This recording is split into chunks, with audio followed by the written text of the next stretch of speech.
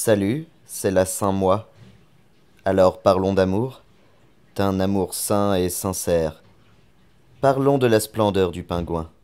La splendeur du pingouin est un récit complet en un volume écrit en 2012 par Greg Hurwitz et Jason Aaron et illustré par Simon Kudranski et Jason Pearson. Bien que l'homme chauve-souris y fasse quelques courtes apparitions, le titre du bouquin n'est pas mensonger car c'est bien Oswald Cobblepot, dit le pingouin, que l'on retrouve en tant que protagoniste principal du récit, à défaut de parler de héros. Et le pingouin tombe amoureux, un amour qui semble réciproque car la jeune aveugle qui succombe à son charme voit en lui ses bons côtés. Et cette relation fera remonter chez le pingouin des souvenirs d'enfance douloureux. Bref, l'intérêt de ce récit n'est pas que l'on puisse pardonner au pingouin les horreurs qu'il commet, mais plutôt de comprendre Oswald Cobblepot, ce personnage pathétique marqué par une enfance malsaine, un physique ingrat et une soif de pouvoir certaine. La superbe écriture de Greg Hurwitz et Jason Aaron est d'une efficacité redoutable, portée par les magnifiques dessins de Simon Kudranski et Jason Pearson, dignes des plus grands films noirs. On peut d'ailleurs applaudir John Callis et Dave McCaig, les coloristes, qui arrivent à installer une ambiance sombre, glauque et oppressante tout au long du livre. Alors pour le 14 février, vous vouliez peut-être une histoire d'amour plus joyeuse?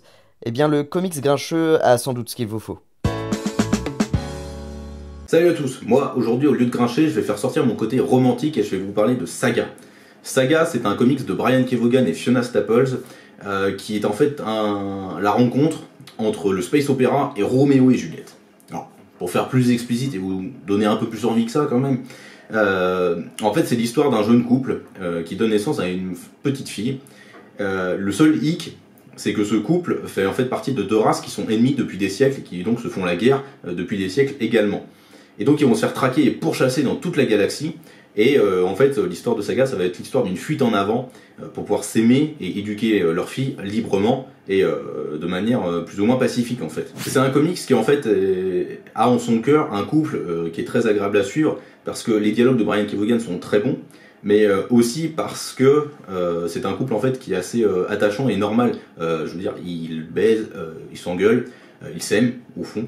Et c'est plus important. Et donc ils sont vraiment attachants à suivre, il y a toute une galaxie de personnages qui gravitent autour d'eux qui sont aussi passionnants à suivre.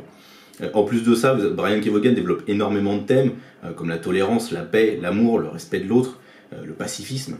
Et donc c'est vraiment très intéressant et très souvent pertinent en tout cas comme de la façon dont c'est développé. Et puis c'est aidé par les dessins de Fiona Staples qui donnent vraiment vie à cet univers et qui démontrent une recherche dans la direction artistique qui donne vraiment un aspect unique aux comics et à l'univers visuel. Donc voilà, Saga, pour la Saint-Valentin, c'est vraiment top. Ah, l'amour, l'amour.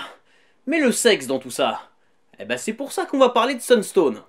Sunstone, c'est une série de Stepan Sejic qu'on a pu découvrir sur Witchblade et plus récemment sur Aquaman chez DC Comics. Créée comme un webcomics à la base, la série nous raconte la relation entre Lisa et Ali, deux jeunes femmes adeptes de BDSM. Mais attention ici, pas question de pornographie ou de gros plans gynécologiques. Sunstone, c'est avant tout une histoire d'amour. Bien écrite et touchante, la liaison entre les deux héroïnes se développe vraiment au fil des numéros pour un résultat déconcertant mais réellement jouissif. Sunstone, c'est bien évidemment déconseillé aux plus jeunes, mais c'est un excellent cadeau pour les plus grands.